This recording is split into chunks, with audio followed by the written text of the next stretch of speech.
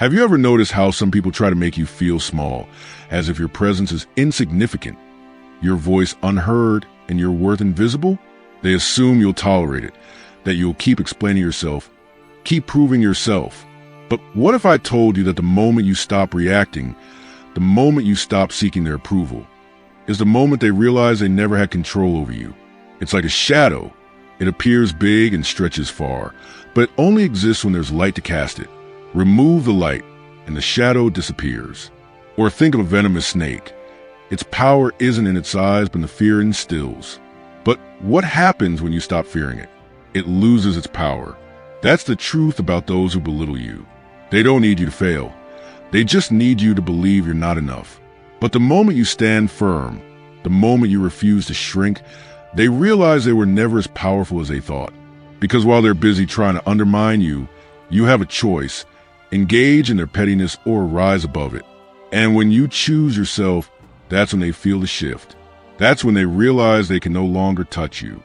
So how do you handle those who try to make you feel small, without arguing, without proving, and without lowering yourself?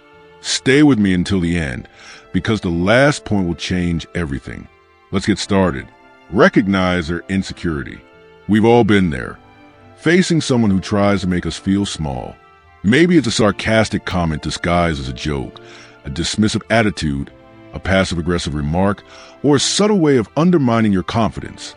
At first, you might wonder, why would they say that? What did I do to deserve this? But here's the truth. People who belittle others often feel inadequate themselves. Their words and actions don't reflect you. They reflect their own insecurities. Confident, self-assured people don't need to make others feel small. Only those who struggle with their own worth try to bring others down to lift themselves up.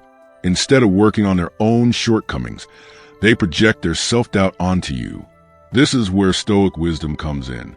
Marcus Aurelius once said, "The best revenge is not to be like your enemy." In other words, the most powerful response to someone who belittles you is not to sink to their level. Don't engage in their negativity. Don't try to prove them wrong. Don't let their words define you. Instead, recognize their insecurity for what it is, a reflection of their own inner struggles, not a reflection of your worth. Let me share a story. A man I know, we'll call him James, was constantly belittled by a colleague at work. No matter what James accomplished, this person found a way to downplay it. If James got praised by the boss, his colleague would say, "Well, let's see if you can keep it up." If James shared an idea in a meeting, the response was, "That's interesting, but we need something more serious." At first, James took it personally. He started questioning himself, wondering if he wasn't good enough. But then he realized something. This person wasn't tearing him down because James was failing. They were tearing him down because James was succeeding. So how did James handle it? He stopped reacting. He didn't argue, didn't defend himself, didn't try to win. Instead, he stayed focused on his work, his growth, and his own path. And over time, something interesting happened. His colleagues' comments lost their power. Because the moment you stop giving insecure people the reaction they crave, they lose control over you. So what should you do when someone tries to make you feel small? First, recognize what's really happening. Their words are about their insecurity, not your value. Second, don't take the bait. Stay calm, stay unbothered, and don't let them pull you into their negativity. Finally, keep rising. The best response to those who try to bring you down is to keep moving forward, unaffected by their opinions. At the end of the day, someone else's insecurity is not your burden to carry. Let them struggle with their own doubts while you focus on becoming stronger, wiser, and more unshakable than ever. Stay unshaken by their words. One of the most powerful skills you can develop is the ability to stay unshaken by other people's words. We've all been there. Someone makes a rude comment, criticizes us unfairly, or tries to make us feel small. And in that moment, our first instinct is to react, defend ourselves, argue, and prove them wrong. But here's the truth. You are not defined by their opinion. Their words only have power if you allow them to. When someone insults you, criticizes you, or tries to tear you down, they're looking for something, a reaction. They want you to get upset, to feel insecure, to doubt yourself. Why? Because the moment you react, they win. The moment you take their words personally, you give them control over your emotions. But when you stay composed, when you refuse to let their words shake you, you take back that power. This is where Stoic wisdom comes in. Marcus Aurelius said, "If you are distressed by anything external, the pain is not due to the thing itself, but to your estimate of it." In other words, it's not what they say that affects you. It's how you interpret it. If you see their words as insignificant, they lose their ability to hurt you. If you see their criticism as meaningless, it becomes nothing more than background noise. Their opinion doesn't shape your reality. You do. Let me share another story.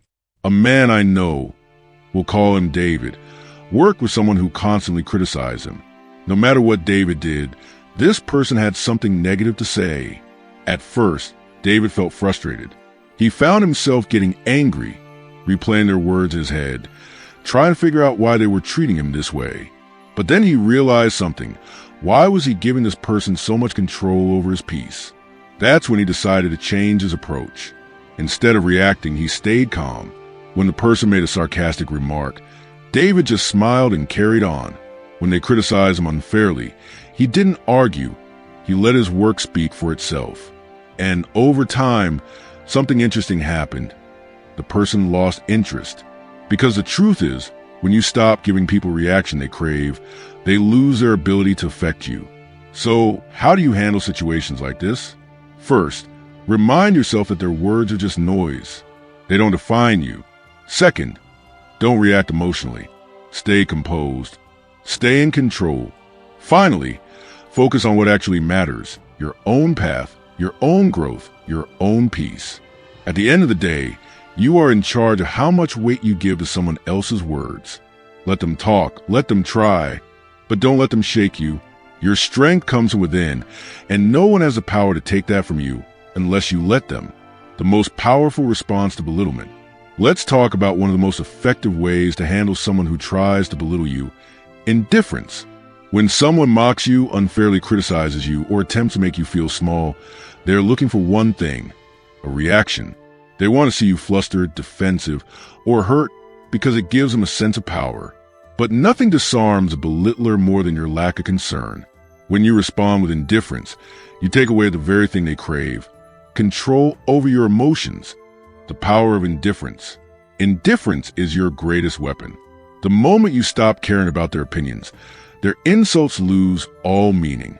You don't need to argue, prove anything, or lower yourself to their level. Instead, stay calm, unaffected, and completely uninterested in their attempts to bring you down. This frustrates them more than anything, because the one thing an insecure person can't stand is being ignored. This is where Stoic wisdom comes in. Seneca once said, "Silence is a lesson learned through life's many sufferings." In other words, true strength comes from realizing that not everything deserves a response. Not every insult needs a reply, and not every challenge must be met. Sometimes, the most powerful move you can make is to stay silent, keep your peace, and let them waste their energy while you conserve yours. A story of indifference in action. A man I know, let's call him Alex, had a co-worker who constantly tried to undermine him. This person would make sarcastic comments in meetings, roll their eyes when Alex spoke, and try to poke holes in everything he did. At first, Alex felt tempted to fight back, to defend himself, and to prove his worth. But then he tried a different approach. He stopped reacting. Whenever his co-worker made a rude remark, Alex acted as if he hadn't even heard it. He kept his expression neutral, focused on his work, and refused to engage. Over time, something interesting happened. The co-worker became frustrated. Without a reaction to feed off, their attempt to belittle Alex lost all power. Eventually, they stopped altogether. How to handle people like this? Remind yourself that their words are meaningless unless you give them weight. Their opinion does not define you. Resist the urge to argue or defend yourself. Silence is more powerful than words. Walk away mentally. When you stop caring about what they say, you free yourself from their influence entirely. At the end of the day, you don't have to fight battles that aren't worth your time. Let them talk. Let them try. Let them waste their energy. Your indifference is your strength, and no one can take that away from you. Let your actions speak. Now, Let's talk about the most powerful response of those who try to make you feel small, proving them wrong without saying a word.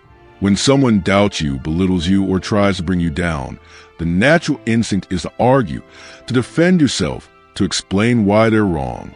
But here's the truth. Words don't change minds. Actions do. Instead of wasting energy trying to convince them, let your success speak for itself. The reality of success. When you succeed, their words become meaningless. People who belittle others do so to plant doubt, to make you second-guess yourself, to push you into giving up. But the moment you stop engaging with their negativity and focus on your own path, you take away their power.